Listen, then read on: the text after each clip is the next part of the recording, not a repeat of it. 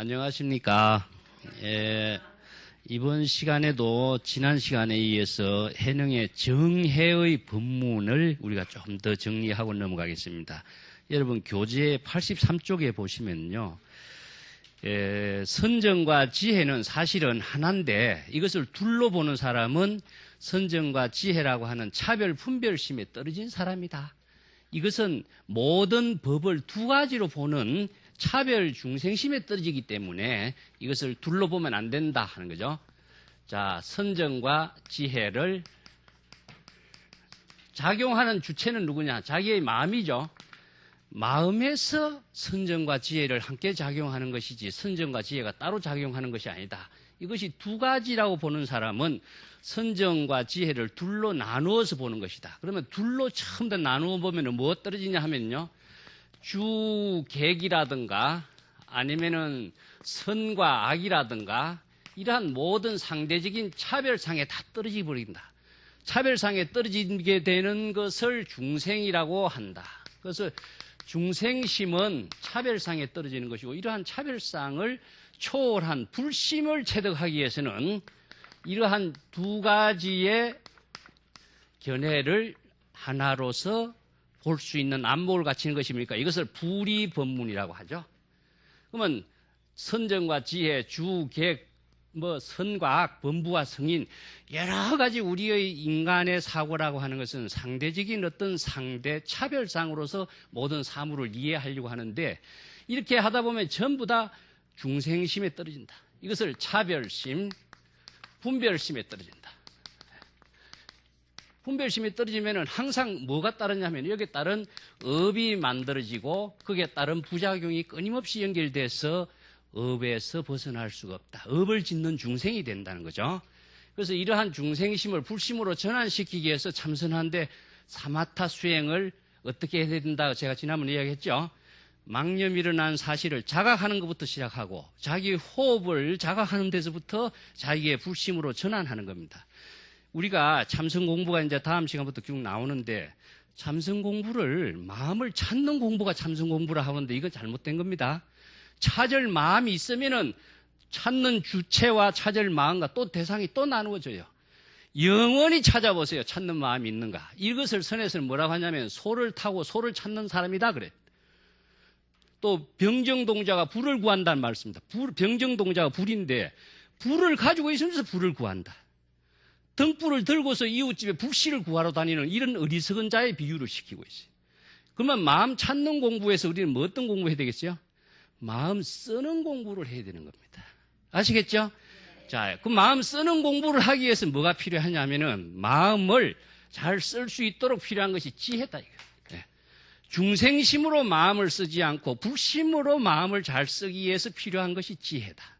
이 지혜를 갈고 닦고 하는 것을 우리가 불법 공부다. 왜 그러면 불법 지혜를 추구하느냐 하면은 세속의 모든 가치관의 지혜도 있습니다. 지식도 있고 전부 다 상대적인 차별심으로부터 이루어지는 지혜이기 때문에 완전한 해탈, 자유자재, 창조적이고 편안하고 나도 이렇고 남도 이렇게 할 수 있는 지혜가 되지 못해.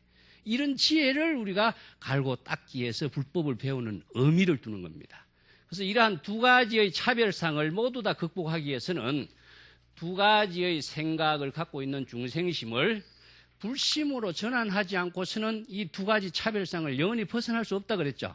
이 불심으로 전환시키는 선정이 근원적인 선정을 선정이라고 하고 사마타 수행이라고 하고 이런 불심으로서 지혜로운 삶을 마음씀을 잘 하는 것을 우리가 불법의 지혜를 배우는 겁니다. 불법의 지혜를 배우기 위해서는 뭘 필요하다 그랬습니까? 제가 5가지를 밝혀야 된다 그랬죠. 오명을 구족해야 된다 그랬죠. 자, 첫 번째는 언어에 정확하게 이해를 돼야 되고 또 논리적으로 이 말이 진실인가 거짓인가 판단할 수 있는 능력이 있어야 되고 불법의 지혜 안목을 갖춰야만이 그것이 나오겠죠. 그 다음에 중생의 병을 진단할 수 있는 능력을 갖고 있어야 되겠죠. 그 다음에 우리가 생활하는 가운데 생활의 일체의 모든 도구, 도물에 걸리고 집착한다면 생활을 자유자재하게 편안하게 할 수 없겠죠. 이러한 생활 도구를 무예자지하게 자기의 좋은 일을 잘 할 수 있도록 걸림없이 사용할 수 있는 지혜를 갖춰야 된다. 이것이 뭐냐? 색적시공, 공적시색이 되도록 하는 가르침이요. 차별해서 불심으로서 본래로 되돌아가서 자기의 깨달음의 지혜로 설 수 있는 그 해를 구족해야 된다. 이 해는 갈고 닦고 하면서 끊임없이 탁마하고 일사일지라고 하는 경험을 통해서 한 가지 사실을 중심으로 해서 한 가지 지혜가 체득되는 그것을 통해서만이 완전한 자기 지혜를 만들어가게 되어 있습니다. 이 때문에 이 지혜를 공부하기 위해서 우리가 기본적으로 경전이라든가 어록이라든가 이런 공부를 철저하게 해야 된다. 그것을 강조하고 있는 겁니다. 여기에서 두 가지 상에 집착하면은 중생이 돼버려. 그래서 두 가지 상해로 나누어지지 않는 마음을 닦기 위해서 불이법문이란 말을 쓰죠. 유마경에서. 불이법문이란 말은 다른 말은 뭐냐면 선정과 지혜가 하나라고 하는 뜻이거든요. 이것을 다른 말로 하면 일여라고 하라고 일법이라고도 하고 또 선정과 지혜가 다르지 않다라고 해서 불이법문이라고 돼요. 분리, 다르지 않다. 자, 그렇기 때문에 이것을 일체라고 하고 또 일편이라고도 하고 수없이 많은 하나라고 하는 것은 무엇이냐 하면 근본 본래라고 하는 의미고 둘이라고 하는 것은 차별이라는 뜻입니다. 그래서 하늘에 달이 두 번째 달이 딱 하면 중생심에 떨어진 것을 말하거든요. 그래서 본래로 되돌아가는 것을 말하고 있습니다. 그래서 법의 두 가지 모양을 초월하는 것 그리고 또 성부심을 일으키면 안 된다. 내가 우월하고 니는 못났고 내가 잘났고 하는 자아의식 같은 게 있죠. 이 성부심이 중생심에서 가장 많이 작용하고 있는데 그 뒷장 넘어가면은 이제 법아라고 하는 거 사상이라고 하는 말이 나오죠. 그래서 사상에 대해서 우리가 정확하게 알아야 돼. 건강경에서 아상, 인상, 중생상, 사상이 있으면은 중생이 된다 그랬죠. 법에 집착하면은 아상, 인상, 중생, 수자상이 된다. 이게 마음 속에 일어나고 있는 모든 법에 집착하는 것, 또 진리에 집착하는 것도 아상, 인상, 비진리에 집착하는 것도 아상, 인상에 다 떨어진다. 그럼 아상, 인상이 무엇이냐 하는 겁니다. 우리가 불교 공부하면서 이 사상에 대해서 우리가 정확하게 이해를 하는 것은 불교의 기본을 사상 체계를 기본적으로 이해하는 데 달려 있어요. 아라고 하는 것은 아뜨만이라고 합니다. 아뜨만이라고 하는 것은 무엇이냐 하면 영혼이라는 뜻입니다. 영혼. 인도 불교 사상, 인도 철학 사상사에서 불교의 위대한 점은 우판샤트 철학이라든가 다른 인도의 모든 종교 사상사에서 주장하고 있는 윤회의 실체라고 하는 영혼에 대한 것을 주장합니다. 이것을 아뜨만이라고 하는데 이 윤회의 실체예요. 윤회. 이것은 무엇이냐면 영혼과 육체를 나누고 있습니다. 그런데 불교에서는 영혼과 육체를 나누지 않아요. 이것을 신심일려라고 합니다. 지금 아까도 조금 전에 이야기했죠. 선정과 지혜가 하나고 몸과 마음이 하나가 돼야 되는데 몸과 마음을 둘로 나누면 어떻게 하면 차별이 떨어지죠. 그런데 인도의 모든 종교 철학에서 기본이 되는 거, 뭐 다른 모든 종교가 영혼은 윤회하는 실체, 영혼은 영원히 없어지지 않고 육체는 죽고 없어진다. 그래서 육체가 생로병사를 맞이하고 죽고 나도 영혼은 없어지지 않고 영혼이 끊임없이 윤회한다라고 하는 이런 사고가 모든 종교에서 주장합니다. 영혼의 안식을 구하고 영혼의 편안함을 얻고 영혼의 어떤 극락세계와 천당에 가는 것을 구하고 이것이 모든 종교에서 제시하고 있는 가르침의 하나의 키워드나 다름없었어요. 그렇지만 불교는 다르다. 불교의 핵심은 영혼의 존재를 부정한다. 이게 무엇입니까? 불교에서 무아설이었습니다. 무아였어요. 불교에서 영혼의 실체를 인정하지 않는다. 자, 영혼의 존재를 내세우는 종교가 한결같이 주장하는 것이 무엇이냐 하면은 현세는 잘 못 살지만은 내세는 좋은 극락이라든가 천당이라든가 편안한 곳에 태어나기 위해서 현세의 모든 삶을 다 투자하게 돼 있죠. 자, 그렇다면은 내세를 위한 종교가 지금 영혼을 주장하는 종교의 핵심이라고 할 수 있어요. 근데 불교는 그래. 내세를 위한 종교가 아니라 현세의 종교의 본질이다. 그렇기 때문에 영혼의 실체라고 하는 것은 불교에서는 인정할 수 없다. 왜 인정할 수 없느냐? 이 인정할 수 있는 무아의 사상의 기본은 무엇이냐 하면은 인연법입니다. 그래서 여러분 반야신경이 내가 연기법, 인연법을 모르면은 불법의 기본을 몰라요. 그러면 인연으로 이루어지는 모든 존재는 법이다. 왜냐하면 주관 상대적인 차별상에서 모든 인과 연의 결합에 의해서 이루어진 것은 다 법이다. 이 법이라고 하는 것은 생로병사를 거친다. 생로병사를 거쳐서 영원히 존재하지 않는 생주이매를 거쳐서 존재할 수 있는 것이 아니라 궁극적으로는 무상한 존재이기 때문에 원래 공인 것이다. 그래서 일체 개공의 불법의 가르침에서 영혼의 실체라고 하는 것을 인정할 수 없다. 그래서 우파니사트에서 영혼의 윤회를 주장하지만 불교에서 윤회는 영혼의 윤회가 아니라 제가 뭐라고 했습니까? 마음의 윤회라 그랬죠. 마음의 윤회의 그 주체는 무엇이냐? 업인 겁니다. 업. 행위 그 자체에 의해서 신구의 삼업의 행위에 의해서 우리가 자신이 지은 업을 스스로 과보를 받고 윤회를 받는 것이지 육체적인 소멸과 영혼의 영원성이라든가 이런 데 두는 것이 아니다. 항상 현세의 종교 지혜를 작용하는 것이다. 그래서 이제 여기에서 무엇이냐? 아상이라고 하는 것은 자기의 영혼의 실체가 있다라고 이렇게 착각을 하고 자아의식에 빠져 있는 것을 말해. 아상입니다, 이게. 자, 여기에서 금강경에서 사상, 아상, 인상, 중생상, 수자상 하는 것은 전부 다 어떤 것이냐 하면은 자아의식이다. 자아의식이다. 자기 자신의 자아의식 그 자체를 이렇게 네 개로 나누었다. 보면 돼. 이게 뭐냐면은 자아의식, 자기의 존재가 있다라고 하는 거. 또, 자기의 존재가 있다고 믿는 것은 왜냐하면 마음씀이라든가 항상 이런 데 대해서 이것을 조금 더 구체적으로 한다면 나는 인간이다. 자, 왜 인간으로 나누냐 하면 인도에서 모든 종교가들이 나눈 것이 육도로 나누죠.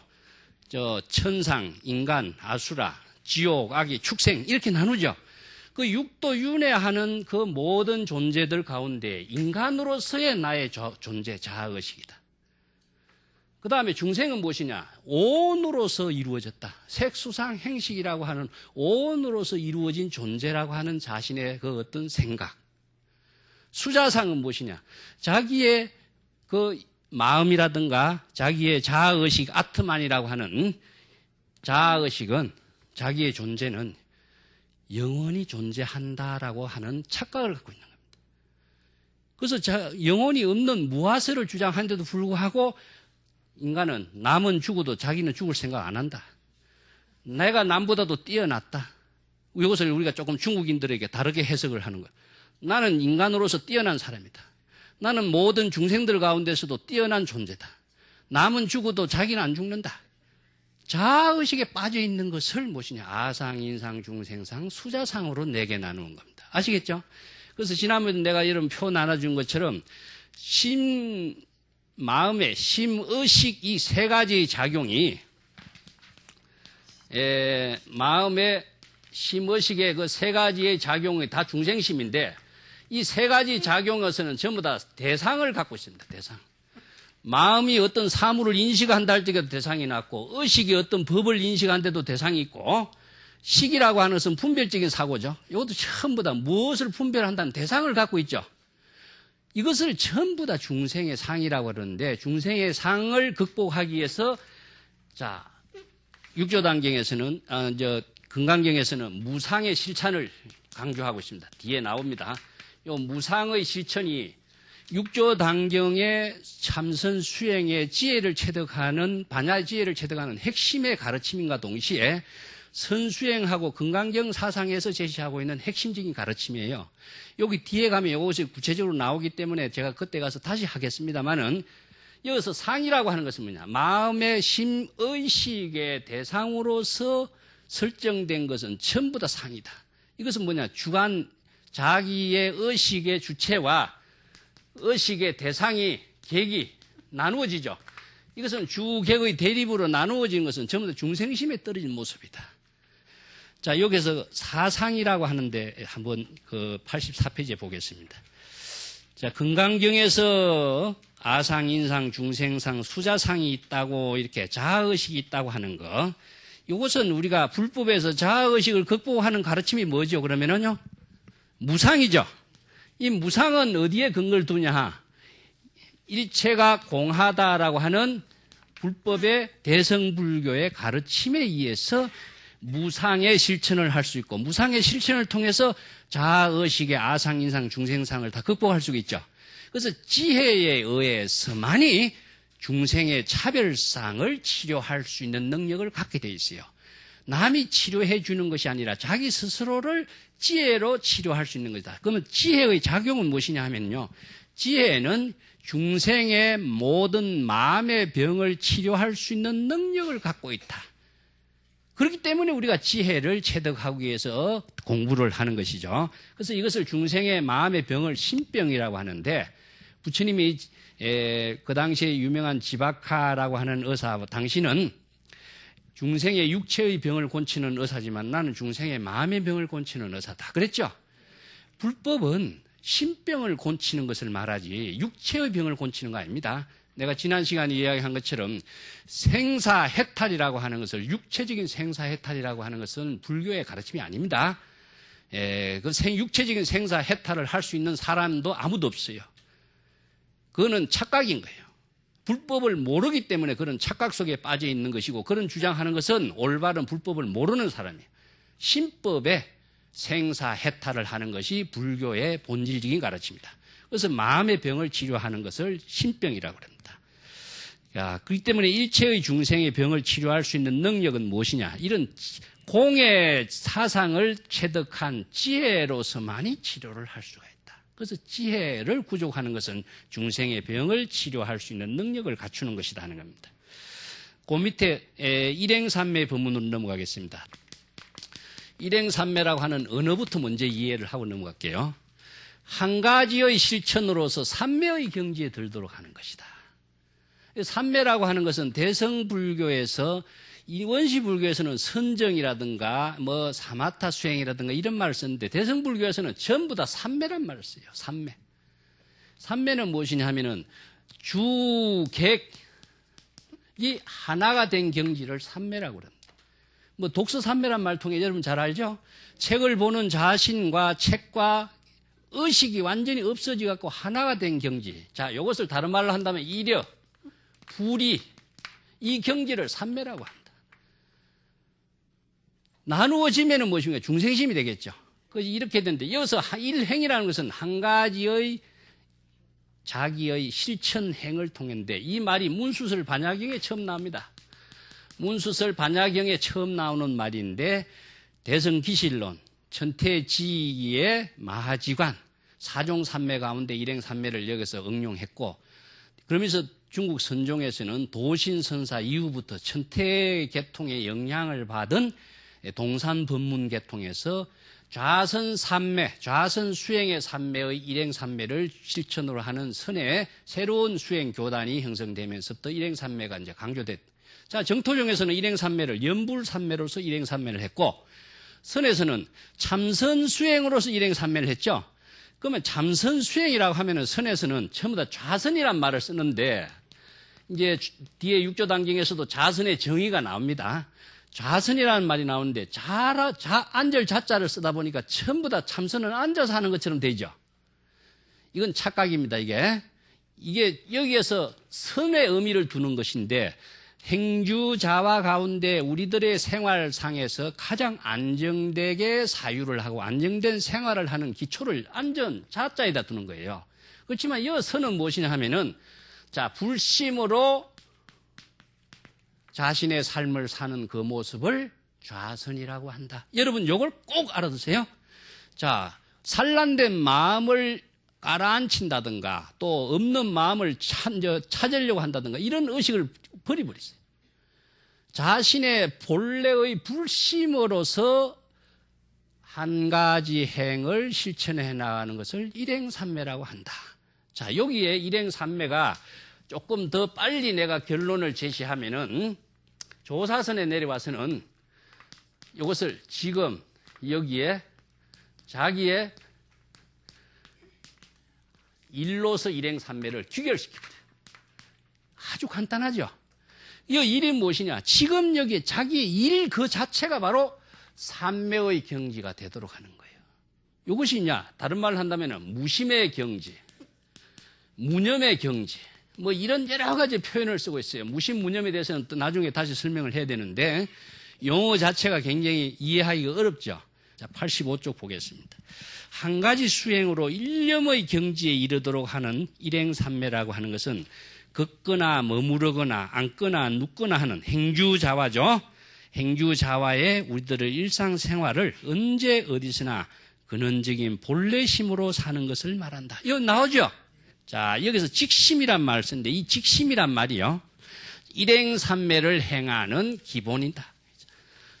여기서 직심이란 말이 나옵니다. 이 직심이란 말이 본래심, 다른 말로 한다면 불심, 이런 말입니다. 일행삼매의 직심이 왜 유마경에서 나오는 말을 여기다 갖다 붙였느냐. 자, 유마경은 대성의 선경이라고 그래요. 대성의 참선 수행의 사상체계, 반야지혜로서 수행의 삶을 제시해 놓은 가장 좋은 경전의 하나가 유마거사라고 하는 사람을 등장시켜서 일상생활하는 가운데에 일체의 모든 삶이 바로 깨달음의 생활이 되도록 하는 그 삶의 현장에서 생활의 지혜로운 삶을 실현할 수 있는 그 하나의 모델로서 제시되어 있어요. 그런데 수없이 많은 붓다의 제자 보살들이 출가 수행자들이 유마거사에게 와서 안목에 모두가 뒤지죠. 이것은 무엇이냐? 반야의 지혜를 구족한 능력이 부족하기 때문에 유마의 안목에는 뒤지고 있는 거예요. 자, 출가해서 수행해서 지혜를 체득하고 연마한다라고 하는 사람이 왜 유마, 제가에서 살고 있는 유마거사만 또 못하냐? 우리가 다시 한번 그 문제점을 재정립해 볼 필요가 있어요. 이 때문에 일행삼매는 행주자와 일체 언제 어디서라도 자기의 직심, 본래심, 불심으로 지금 여기에 자기의 수행을, 지혜로운 삶을 실현하는 것을 일행삼매라고 한다. 자, 그래서 그 이유로 유마경의 본래심, 직심이 바로 진리의 도장이요. 직심이 바로 정토라고 설하고 있지 않느냐? 그 유명한 이야기죠. 여기서 도량이라든가 정토라든가 하는 말이 나와요. 자, 우리가 이 말도 정말 불교 가르침 가운데 가장 참 오해를 많이 하는 것인데, 수월도량이란 말 쓰죠, 여러분. 청정도량, 보리도량, 수없이 도량이란 말 씁니다. 이 도량이라고 하는 말은 장소로서 우리가 알고 있죠? 사찰이라든가 어느 곳을 이야기하는데 이것은 직심의 세계가 도량이에요. 그래서 우리의 본래의 청정한 그 본래심의 세계가 바로 도량인 겁니다. 그것이 바로 청정한 도량이 되는 거예요. 그것이 수월도량이 되는 것이고 또 여기서 정토란 말이 나옵니다. 정토도 보면은 아미타 극락 정토 하면은 서방 10만의 국토를 지나서 아미타 극락 정토가 있다 그러죠. 그래서 전부 다 모든 사람들이 경전의 말씀에 토대로 두고 10만의 국토를 지나서 서방 극락 정토가 있다라고 하는 것을 유상의 종교로 봐버려요. 유상의. 정토라고 하는 어떤 하나의 존재 공간이 존재한다. 유상의 종교로 봐버린단 말이에요. 여기서 우리가 시간과 공간에 대한 불교의 가르침의 근본 정신을 잘못 이해하기 때문에 유상의 종교로 봐요. 자, 일념적시 무량거, 네? 또 시방 3세가 자기의 일념 가운데에 시간과 공간이 다 함께 포용되어 있죠. 그런데 이것을 10만의 국토라든가 이런 표현을 썼다고 해서 유상의 종교인 것처럼 정토가 있는 것처럼 한다면은 환상의 어떤 공간의 장소, 집착의 대상을 향해서 우리가 끊임없이 그것을 버리지 못하고 살고 있는 모습이 돼요. 그러니까 정토라고 하는 대상이 마음속에 있으면은 상이 되는 겁니다. 상이. 아까 그랬죠? 집착의 대상, 경계의 대상, 의식의 대상은 뭡니까? 전부 다 상이 된다 그랬죠? 그렇다면 중생이 돼버려요. 직심 그 자체가 바로 도량이에요. 직심이 바로 정토라고 하는 거예요. 그래서 극락정토라고 하는 것은 상락아정이란 말 알죠? 열반 사덕이죠. 상락아정, 청정한 곳이고 항상 즐거운 곳이고 이것이 바로 정토고 극락정토의 세계인데 그것은 무엇이냐? 불심을 말합니다. 불심을 말합니다. 그래서 일체의 중생심을 벗어난 고의 세계를 해탈한 그 경지가 바로 극락정토고 청정한 불심의 세계입니다. 그래서 직심이라는 표현을 썼습니다. 그래서 마음으로는 거짓으로 아첨하고 삐뚤어진 생각을 하면서 입으로 진리의 올바른만을 설하지 말라. 입으로 일행삼매라고 하는 수행체계를 설하면서 직심, 본래심으로 실행하지 않는다면 이것은 부처님의 제자가 아니다. 오직 직심, 본래심으로 행동하고 일체의 모든 사물에 집착하지 않는 것을 수행삼매라고 한다. 자, 사물에 집착하지 않게 해서는 어떻게 하죠? 자기의 일과 하나가 되는 경지죠. 자기가 어떤 일의 대상으로서 인식하면 사물에 집착하는 거예요. 그래서 여기에서 우리가 마음씀이라는 것이 나와요. 그래서 참선 수행에서 가장 중요한 것이 일심이라든가 일념이라든가 하는 표현들인데, 일심, 일념, 무심, 무념, 전부 다 이 같은 표현들입니다. 이것은 전부 다 불심을 표현해요. 자, 불심이 되어야 일심으로 무슨 일을, 일심불란이란 말 알죠? 예, 여기 정토경전이 나오는데 아미타경이 나오죠? 일심불란 7일간 아미타 연부를 하게 되면 극락정토에 왕생한다 이런 말 나오죠? 그래서 한 마음으로서 어지럽지 않은 것은 무엇이냐? 자기의 일심으로서 하는 것. 일념이라는 것도 무념이라는 것도 전부 같은 말인데, 일념이나 무념이나 같은 말. 이 무자라고 하는 것은 유심이 없다라는 뜻입니다. 유심이 없는 것이고, 이것도 유념이 없다라는 뜻인데, 유심과 유념은 무엇이냐 하면은 여러 가지의 생각을 갖고 있고 생각이 있는 그것은 바로 중생심이죠. 그 중생의 여러 가지 생각이 없는 것을 무념이란 이렇게 표현하고 있죠. 여기에서 그러면 불심이고 중생심은 무엇이냐 하면요. 중생심은 전부 다 번뇌 망념으로 이루어지는 거예요. 잡념으로 이루어지는 거예요. 잡념으로. 산란심으로 이루어지는 거예요. 그래서 산란심과 혼침이 바로 참선 수행의 가장 어려운 여러 가지 문제점인데, 이것은 무엇이냐 하면은 일심으로 그러면 어떻게 사느냐 하는 겁니다. 일심으로 사는 것. 일심으로 정지 상태의 일심이라고 하는 것이 있을 수가 있느냐? 여러분 이것을 오늘 과제로 한번 갖고 가세요. 자, 우리가 무념으로서 무심으로서 정지 상태로 자신을 무념의 경지에서 사는 모습은 어떤 것인가? 중생심으로 산란심으로 사는 것은 우리가 시시각각으로 수없이 많은 번뇌 망념 속에 일어나기 때문에 그것은 뭐 굳이 말할 것도 없지만은, 불법에서 이야기하고는 불심으로 자기가 일념으로 무심으로 무념의 경지에 사는 자신의 모습은 어떻게 해야 될 것이냐, 이것을 알아야 일행삼매가 되는 겁니다. 참선 수행은 이것만 알면은 여러분들이 언제 어디서라도 일행삼매의 경지에서 할 수가 있어요. 자, 그런데 이 일행삼매의 법문이 우리의 불심으로 우리들의 깨달음의 삶을 실현하는 하나의 그 방법론, 그 법문을 지금 제시했기 때문에 좀 더 읽어보겠습니다. 그러나 미혹한 사람은 사물의 모양에 고집하고 또 일행삼매라고 하는 말에 집착해버려. 또 직심이란 말을 잘못 이해해서 앉아서 움직이지 않는 것이 직심이라고 생각하고 있다. 참선한 사람이 그렇게 생각하죠. 또한 망심을 제거하고 망심을 일으키지 않도록 하는 것이 일행삼매라고 생각한다. 이게 참선 수행에서 가장 잘못 이해하고 있는 점이에요. 우리가 보면 번뇌 망념을 없애는 것이 참선이라고 생각하죠. 자, 번뇌 망념이 일어나지 않도록 하는 것이 참선이라고 생각해요. 이게 착각이다. 이런 사람들은 세세생생의 참선에도 참선을 모르는 사람이다. 없애려고 하는 생각이 번뇌 망념이기 때문에 번뇌 망념에서 영원히 벗어날 수가 없어. 없애려고 하는 생각을 갖지 마라. 그러면 어떻게 해야 된다고 그랬죠, 제가? 제가 수없이 이야기했는데, 예? 염기적각이라 그랬잖아요. 예? 예, 여러분들 내가 이것을 귀에 몹시 박혀야 참선을 해요. 자신의 망념이 일어난 사실을 자각하면은 망념에서 바로 중생심에서 불심으로 자기 전환이 바로 이루어져요. 이걸 도노견성이라고 그랬죠? 도노견성, 자각에 의해서만이 자신을 불심으로 전향할 수 있고 깨달음의 생활할 수 있는데, 망념을 없애려고 한다. 이것은 북종선에서 뭐냐? 먼지가 끼는데 먼지를 털고 하는 것과 똑같은 거예요. 어리석은 자예요. 영원히 털다가 세월 다 보내. 제대로 지혜에 한번 비춰보지도 못하고 말아. 이런 사상 체계가 잘못되고 불법의 대의를 모르고 지혜가 없으면 올바른 수행을 절대로 할 수 없습니다. 그리고 또 뭐냐? 또 하나는 뭐냐? 중생심에서 번뇌망념이 일어나지 않도록 애를 써.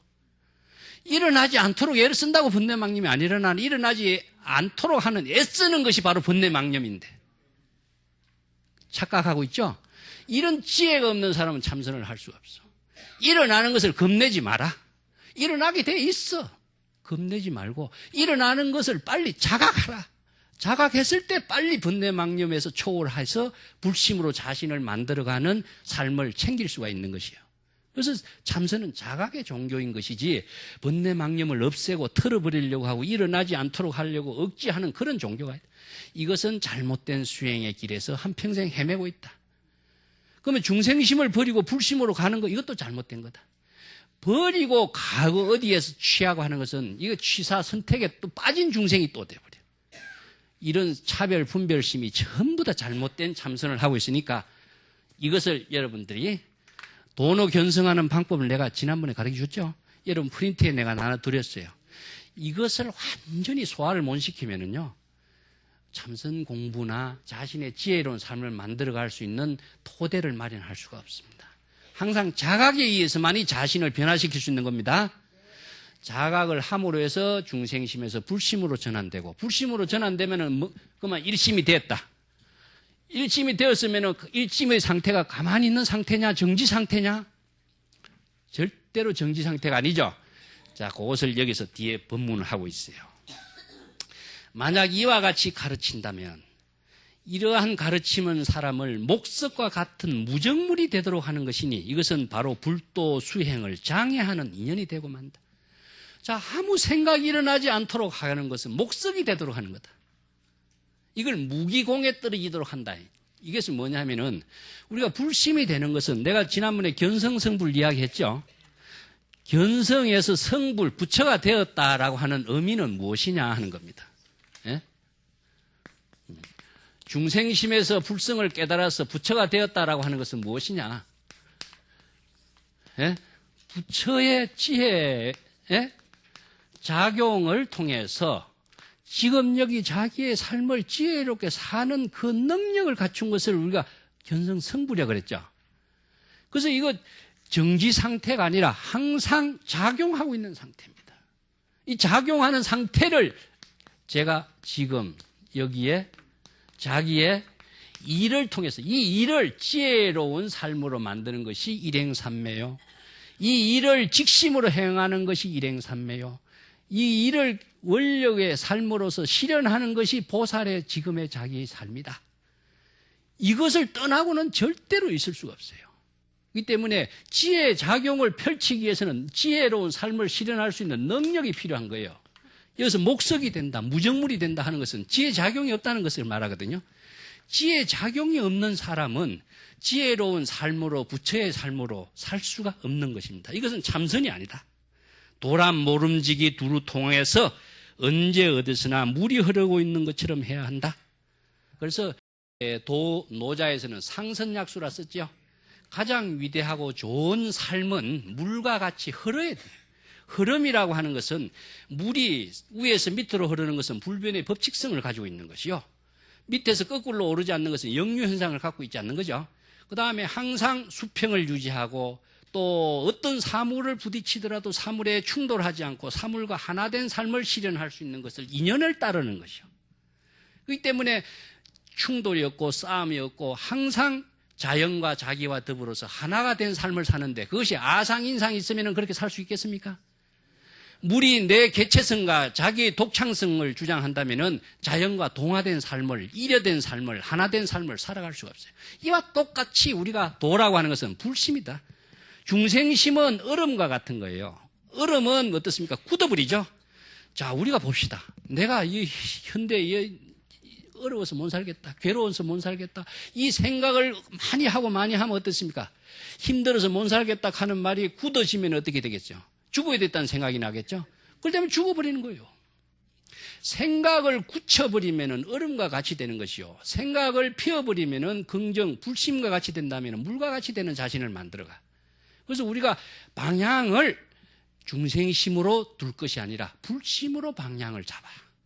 불심으로 방향을 잡는 그것을 우리가 불법의 가르침이라고 하고 불심의 지혜로운 삶을 실현하는 것이 우리가 참선 수행이라고 할 수 있다는 겁니다. 그래서 도는 모름지기 두루 통하고 어디든지 흘러야 된다. 어찌 도리어 한 곳에 마음을 정체시켜서야 되겠느냐? 마음이 어느 한 곳에도 머무르지 않으면 이것은 즉 통하고 흐르는 것이고 어느 곳에라도 머무른다면 이것은 속박이 되는 것이다. 참선한다고 앉아있는 것은 참선하는데 속박돼 버리는 것입니다. 자, 어떤 경지에도 대상을 설정하면 속박이 되는 것이다.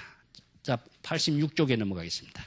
만약 앉아서 움직이지 않는 것이 올바른 일행삼매의 수행이라고 한다면 유마거사가 숲속에서 좌선하고 있는 사리부를 꾸짖는 일은 옳은 일이 아니었을 것이다. 이거 유마경에 나오는 고사입니다. 그 유마경의 고사 이야기는 뒤에 내 주석을 달아놨으니까 여러분 한번 읽어보시고 다음 시간에 제가 언급하겠습니다. 그래서 유마거사가 부처님 제자들 지혜제인 사리불이 자선하고 있는 것이 엉터리 자선하고 있다 꾸짖고 있어요. 왜 그 수행자들이 자선하는 것을 잘못된 수행을 하느냐? 이것은 소성은 상과 경계에 집착되어서 벗어나지 못한다. 대성의 자선은 일체의 상과 법을 다 초월한 반야의 지혜로운 자선을 하는 것이다. 그래서 대성과 소성의 차이점을 유마경을 통해서 이렇게 제시해주고 있습니다. 또 여기에서 이제 북종선을 비판하고 있어요. 여러분 또한 어떤 사람은 수행자들에게 앉아서 자선하게 하고 마음의 움직임을 살펴보도록 하고 마음에 자신의 청정한 마음을 잘 살펴보게 하고 움직이지도 말고 일어나지도 않도록 하고 이와 같이 수행하도록 가르치고 있다. 예, 이것은 북종선의 가르침을 이렇게 4가지 언꿀로서 종합하고 있어요. 자, 미혹한 사람은 진실을 깨닫지 못하고 곧 이러한 자선 수행에 집착해서 잘못된 사람이 수백 명이나 되고 있다. 이와 같이 불법을 가르치는 사람은 크게 잘못된 것인 줄 알아야 한다. 자, 여기서 육조 당경에서는 항상 북종선의 잘못된 자선 수행 체계를 비판하면서 남종 동교의 최상승 법문의 선법을 가르치고 있는 것에 주안점을 두고 있어요. 여기서 북종선의 가르침이 왜 비판을 받느냐 하면요. 앉아서 참선 수행한다라고 하는 것은 좌상이라고 하는 것. 앉아있는 모습에 속박되는 것이죠. 또 법을 체득하려고 하는 자선은 무엇이냐? 법학이라고 그래요. 법에 속박된 자선을 한다. 이게 법을 초월해야 하는 자선을 해야 되는데 법에 오히려 속박된 자선을 하니까 법을 깨닫지는 못하고 그것이 올바른 자선이라고 생각한다. 지금 우리나라의 자선도 전부 다 이 2가지 상에 다 걸려 있어요. 마음 찾는다. 평생 찾아보세요. 여러분들은 마음 쓰는 공부를 배워야 돼. 마음을 어떻게 쓸 것인가 하는 이 지혜로운 공부를 하는 것이 참선이다. 자, 마음을 걸리지 않고 집착하지 않고 무예자재하게 자유자재하게 자신의 지혜를 펼칠 수 있는 공부를 어떻게 해야 될 것이냐 하는 것이 우리가 참선 공부, 불법 공부의 의미라고 해야 돼. 그렇게 하기 위해서는 자신이 중생심으로서는 영원히 불가능합니다. 불심이 돼야 되겠죠. 불심으로서의 자신을 만들어가는 방법의 가장 기본적인 것은 무엇이냐? 망념에 대한 자각에 의해서 불심을 전환시키는 것이고 또 불심으로서 정지 상태라고 하는 게 있을 수가 없어요. 아까도 이야기했지만은 물은 흘러가야 되는 것이죠. 마음은 정지 상태로 있을 수가 없습니다. 마음은 흘러가야 되는데 이 마음의 흐름을 중생심으로 흘러가게 한다면은 전부 다 업장으로 연결되고 불심으로 흐르도록 하게 하기 위해서는 필요한 것이 무엇입니까? 예? 지혜가 필요해요. 예. 지혜로운 마음씀이 할 수 있는 능력이 있어야 돼. 우리가 순간순간에도 수없이 많은 번뇌, 망령, 중생심과 불심을 왔다 갔다 하면서 사는데 어느 만큼 중생심의 삶의 시간을 많이 갖느냐, 불심의 삶의 시간을 많이 갖느냐 하는 것은 자기의 자각에서의에만이 결정되게 돼 있어요. 그래서 우리가 지난번에 이야기했지만은 인간이 85%를 과거에 생각한다. 10%를 미래에 생각한다. 현재의 생각을 5% 하고 있다. 전부 다 이것은 망상이다. 과거에 생각하는 것도 지나간 쓸데없는 망상이다. 물론 과거의 경험이 그럼 있어야 된다. 경험이 지금의 삶에 다 지금 작용하고 있는데 그것을 다시 찾는다라고 하는 것도 무의미한 거고, 미래의 불확실한 삶을 지금 내가 찾아서 헤매고 돌아다니는 것도 무의미한 거다. 무의미한 시간 낭비, 삶의 낭비, 인생의 낭비, 정력의 낭비, 경제력의 낭비까지 우리는 다 쏟아버리고 있지 않느냐. 그래서 우리가 현재에 살 수 있는 지혜는 어떻게 해야 될 것이냐는 겁니다. 자, 아미타경에서 일심불란 7일간 한다면은 다 극락경토에 왕생한다. 일심불란이란 말을 통해서 우리 자신이 일행삼매의 삶을 어떻게 실현해야 될 것이냐 하는 것. 이것을 여러분들이 이제부터 참선 공부의 핵심 과제로서 다 가지고 있어야 돼요. 그것을 갖고 있는 사람은 자신의 불심으로 자신의 삶을 지혜롭게 만들어가는 공부를 한다. 그렇게 하기 위해서는요, 여러분들이 책을 많이 읽어야 됩니다. 우리가 부처님이 경전이 어마어마하게 많은 84,000 경전을 갖고 있는데 그 경전이 전부 다 한문으로 돼서 못 읽고 책을 번역해놔도 안 읽고 그렇게 전부 다 그 지혜의 말씀이 다 그냥 휴지 조각으로 썩어가고 있다. 그래서 우리가 불자들이요, 정말 일주일에 책 한 권 내지 2권 읽는 공부, 그런 시간을 가져야 돼. 그 한 번 읽은 그 책들이 전부 자기의 지혜로서 되살아날 수 있도록 하는 것을 우리가 참선 공부라고 하는 것이지, 자, 휘발유도 넣지 않고 차를 움직이려고 하는 것과 같아. 또 하나는 지혜만 너무 강조하다 보니까 인격의 문제가 상당히 결여되어 있어요. 보살이라고 하면서 양보하고 이런 모습들이 너무나 부족하죠. 자, 지혜로운 삶은 인격적인 삶과 하나 되는 가운데서 회항이 되는 거예요. 내가 지난번도 이야기했습니다마는 웃는 얼굴, 뭐 돈 주고 보시라고 안 해도 돼. 웃는 얼굴, 부드러운 말 한마디가 바로 가장 큰 보살의 보시다. 그런 자신의 인격을 만들어가기 위해서 우리가 불법의 지혜를 배워야 되는데, 뭐 지식은 아까 교만이고 많이 아는 것은 무엇이냐, 자아의식, 교만심에 떨어진 겁니다. 그렇기 때문에 지혜로운 삶이 될 수가 없는 것이죠. 아상, 인상을 배우고 모든 중생심의 차별, 경계심을 다 비웠을 때 자신의 마음이 보살행을 할 수 있다. 여러분, 건강경에서 이야기하고 있는 사상, 오늘 분명히 아셔야 됩니다.